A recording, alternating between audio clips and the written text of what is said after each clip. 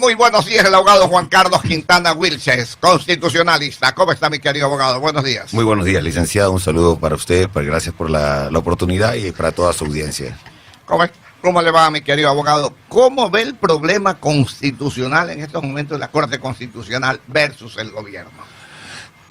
Bueno, es importante manifestar que las propuestas que ha hecho el gobierno, más allá de un debate dogmático, que es lo que se pretende posicionar, son un imperativo ético y un acto de patriotismo. Eso es lo más importante, entendiendo de que tenemos pues la guerra contra el terrorismo, el azote de la criminalidad.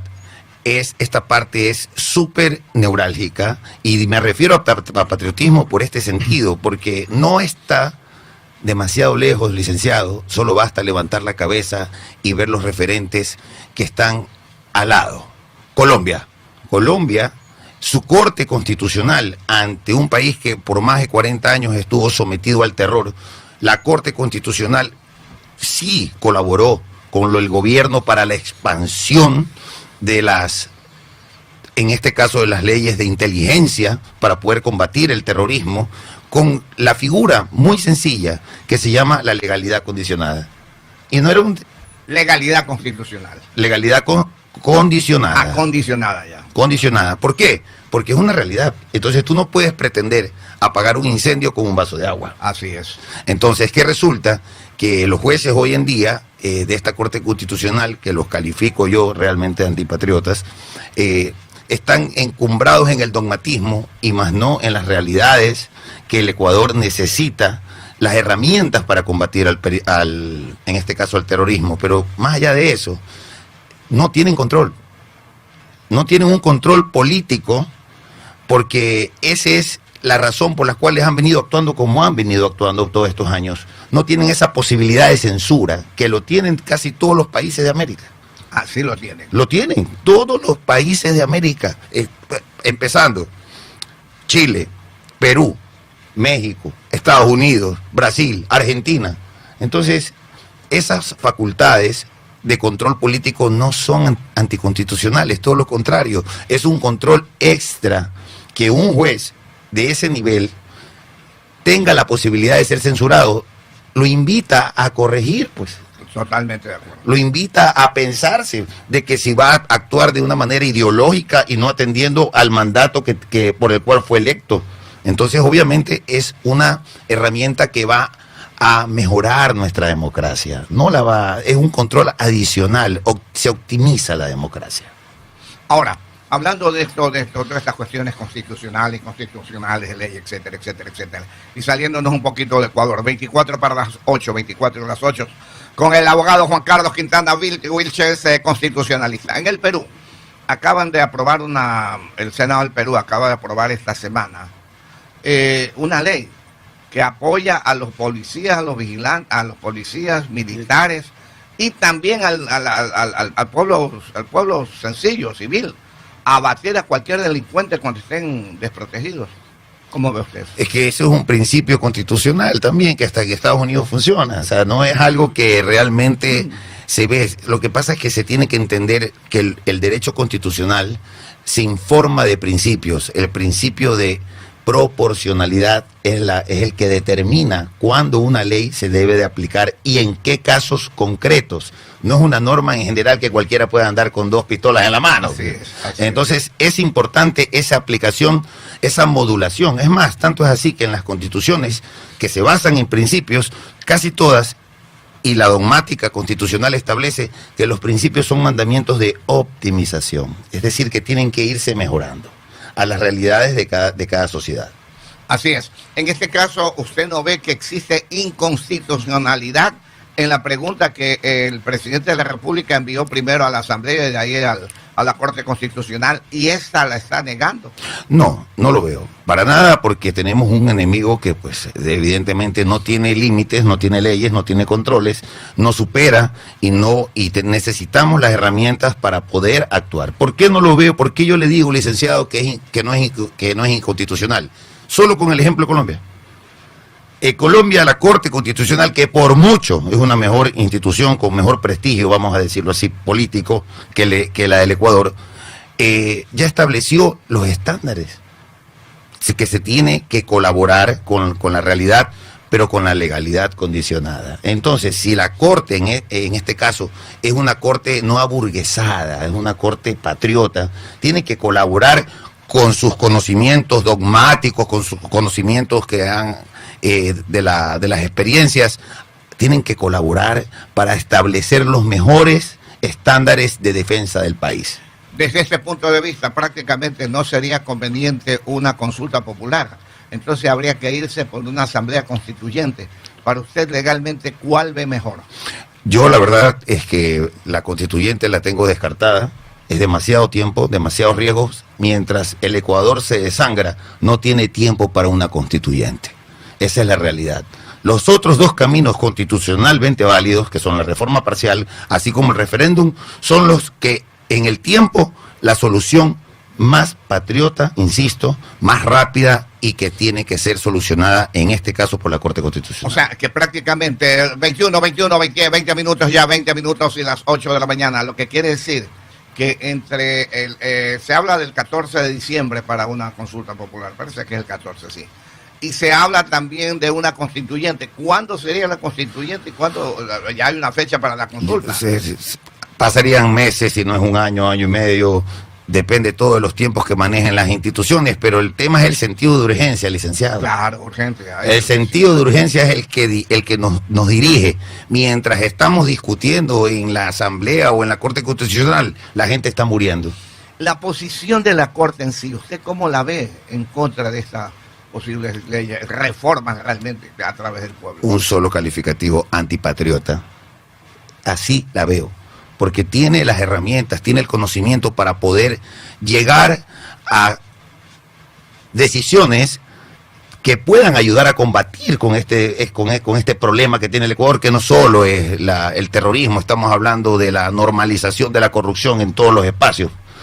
Entonces, la Corte no se compadece con la realidad. La realidad del Ecuador vive en una realidad disociada. Son unos jueces burgueses que no se compadecen con lo que realmente está pasando. Faltan 18 minutos para las 8 de la mañana. ¿Qué hacer ahí? Bueno, las herramientas están. La propuesta de la presidencia es referendo. En el peor de los escenarios, vamos a suponer, en el supuesto no consentido y jamás admitido de que la Corte no opere como debería, la reforma parcial sería el camino más rápido. Pero la reforma parcial la puede hacer la Asamblea Nacional.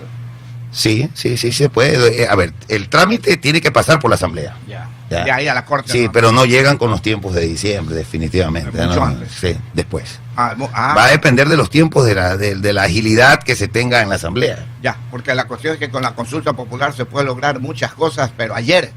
Así es. Mientras que el otro va a demorar por sécula secular. Claro, 2 debates necesitan. Y no llegan a nada. Economista, tiene preguntas. 18 para las 8, economista Calderón. Gracias, licenciado.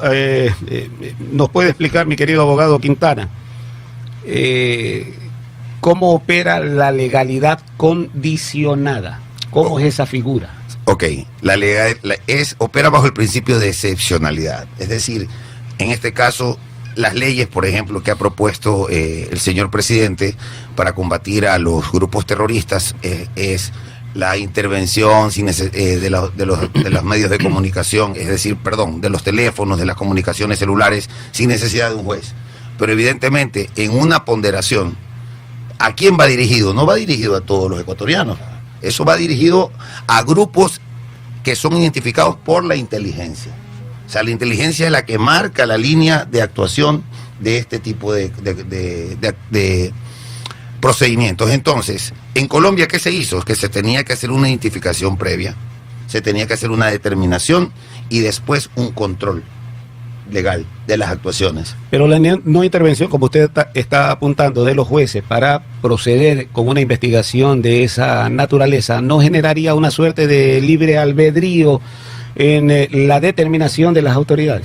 No, definitivamente que no, porque eventualmente cuando se ejecutan este tipo de libertad condicionada es para un fin específico. No estamos hablando de qué es la norma. Miren, en el derecho es el caso en concreto. Sí, estamos hablando de excepcionalidades, ¿no? Pero igual en la relación de esas excepcionalidades, las autoridades pueden decir, el abogado Quintana, a ese tenemos que sacarle esto de aquí, por allá, así asado y cocinado. Es verdad, el que no la debe no la teme. Pero no se genera por ahí una vulneración de alguna forma sin la intervención, como usted apunta, de jueces en ese sentido. Estamos hablando de ese esquema específico, no estamos hablando de perfiles, no estamos hablando de antojos, también estamos hablando de responsabilidad de las personas que le dan esta atribución. O sea, no se puede partir del principio de que porque se expone a una sociedad, los funcionarios no van a actuar con la ética que deben, claro, porque los funcionarios que señalan también tienen responsabilidades. Claro, es que se habla y se inicia bajo la presunción. Sí, es como la presunción que tiene la SENAE. No. La misma presunción.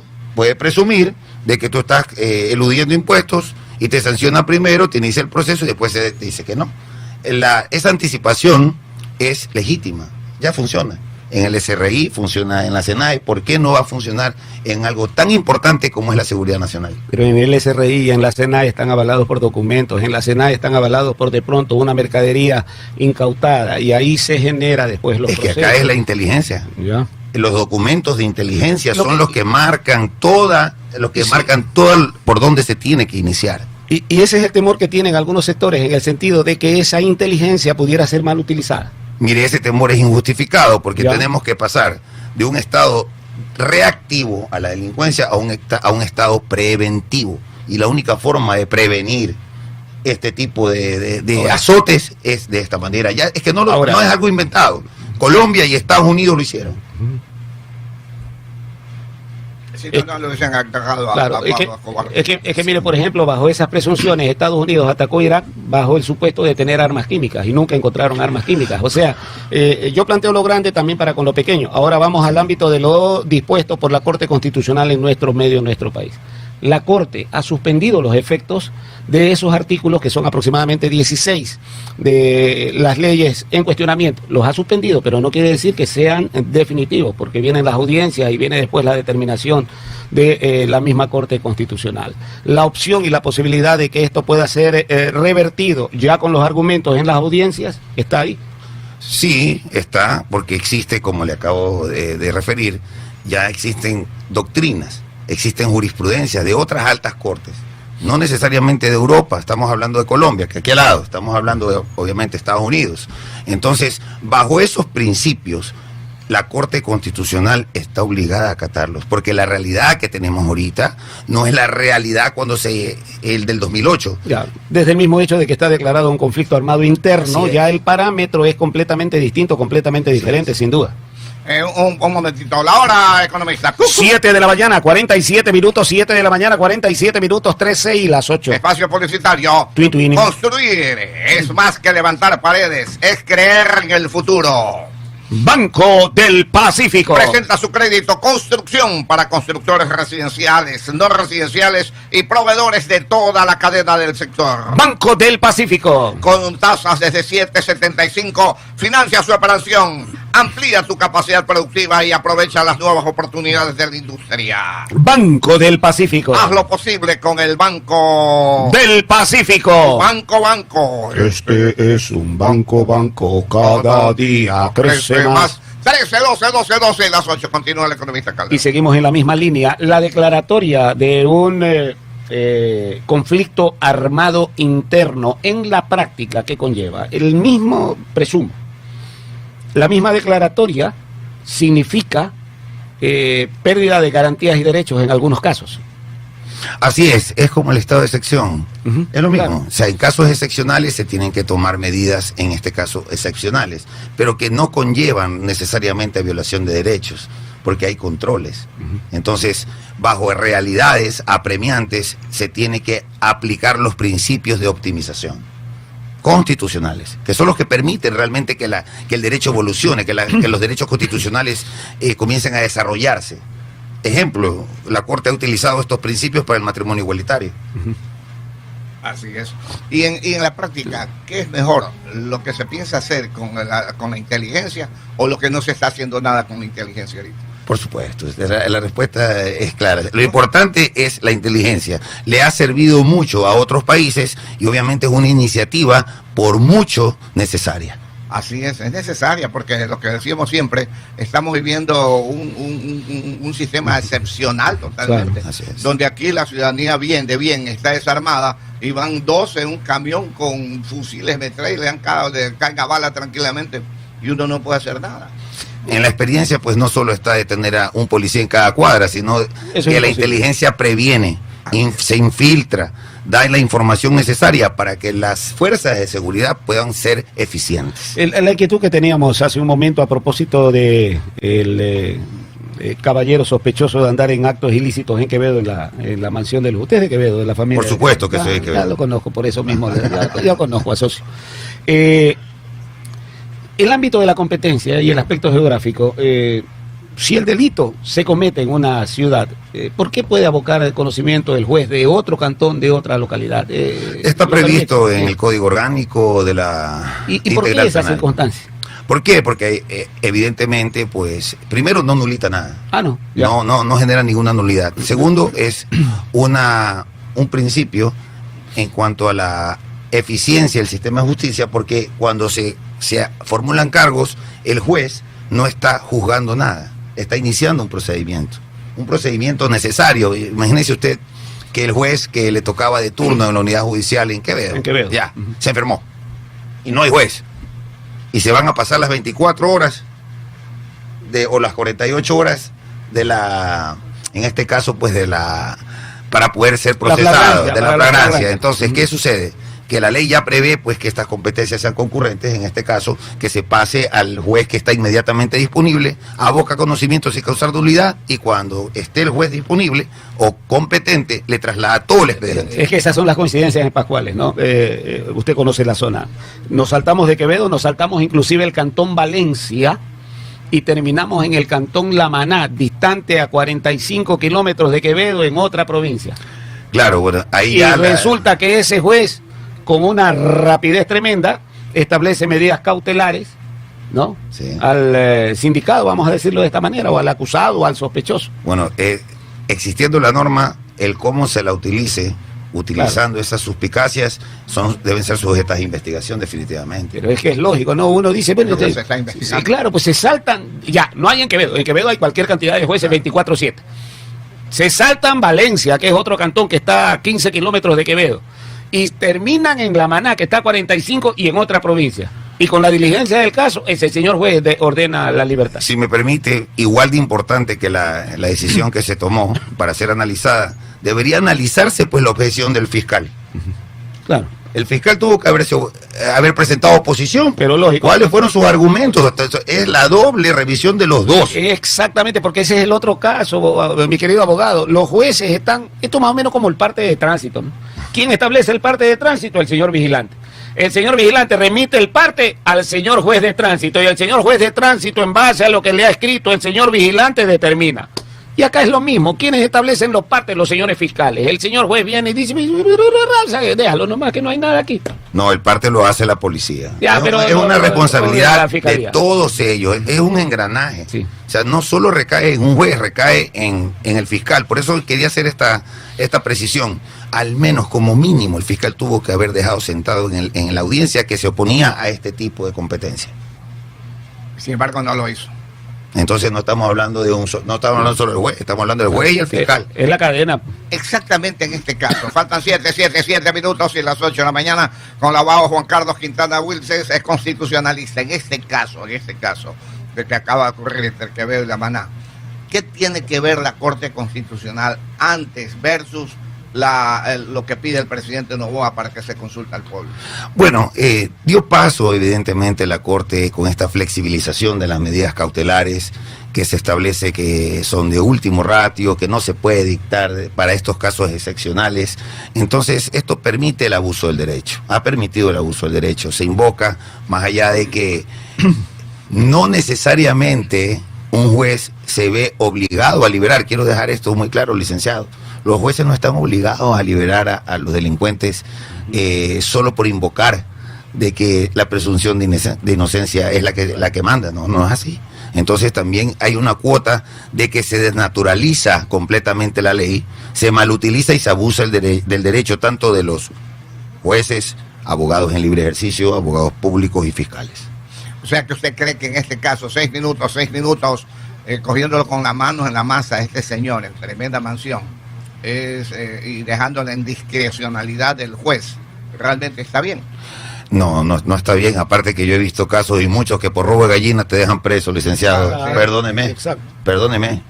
Entonces, en estos casos que llaman la atención por delitos graves, no estamos hablando de delitos que tienen pena de menor de 5 años, obviamente el juez debería ser más rígido en el control del peligro procesal de fuga. Por ejemplo, si viene un delincuente que tiene 2 procesos más, sin mayor esfuerzo mental, un juez debería entender que el peligro de fuga es mayor. A propósito de todo esto, la ley faculta que en casos de reincidencia se sigan aplicando normas sustitutivas o medidas cautelares.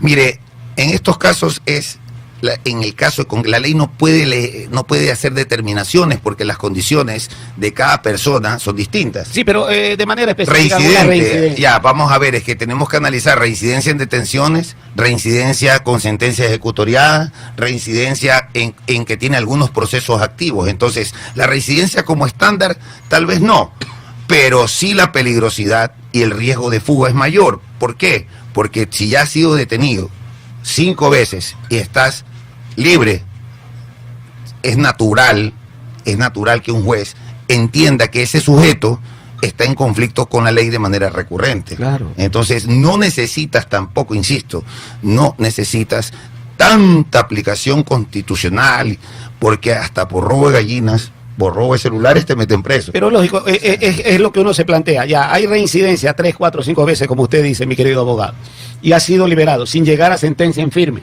¿no? Pero algo hay de anormal, pues. Algo hay de anormal.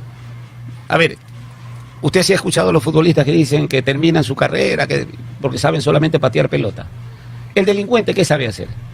Delinquere. ¿Ya? Entonces lo meten preso, lo detienen un tiempo, sale nuevamente, ¿qué va a hacer? Sin trabajo, sin tener oficio ni beneficio, a seguir delinquiendo. Entonces estamos hablando de estas reincidencias que llaman poderosamente la atención más allá de llegar a una sentencia en firme. Sí, el principio que debe primar es el de la protección a la sociedad. Claro, el problema es que aquí se confunde que la rehabilitación social está por encima de la seguridad nacional, de la seguridad de la sociedad. Entonces, esa colisión de principios es la que tiene que encontrar el equilibrio, ¿no? Para la aplicación debida de la prisión preventiva. Necesaria, muchas veces que sí. Ok, mi querido abogado, ha sido importantísimo escuchar su criterio sobre este tema y lo vamos a volver a invitar en cualquier momento. Muchas gracias, licenciado. Muchas gracias. Se despide el abogado Juan Carlos Quintana Wilches, constitucionalista, abogado. Muy amable, buen día. Muchas gracias al abogado La Hora Economista.